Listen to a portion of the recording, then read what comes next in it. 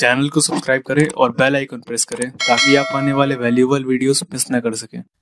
एक दिन की बात है, बुद्ध शांत भाव से बैठे थे। उनके सामने उनके शिष्यों की मंडली बैठी थी।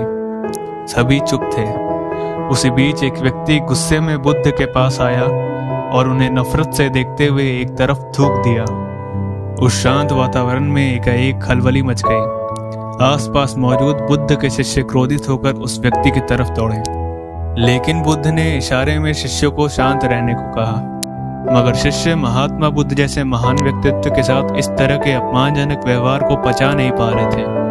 उन्होंने उस नादान इंसान को पकड़कर महात्मा बुद्ध के सामने ला खड़ा किया। बुद्ध ने अपने शिष्यों को शांत और नियंत्रित रहने का निर्देश दिया और उस व्यक्ति की ओर देखते रहे। उनके चेहरे के भाव में कोई परिवर्तन नहीं था। कुछ पलों के बाद उन्होंने उस गुस्सैल व्यक्ति से बड़े ही प्यार से पूछा, आपको कुछ कहना है? वह व्यक्ति बिना कुछ बोले तुरंत वहां से चला गया। उस व्यक्ति के जाने के बाद बुद्ध के परम शिष्य आनंद ने उनसे पूछा, बुद्ध, वह व्यक्ति आपका इतना अपमान करके चला गया, फिर भी उससे आपने कुछ नहीं कहा?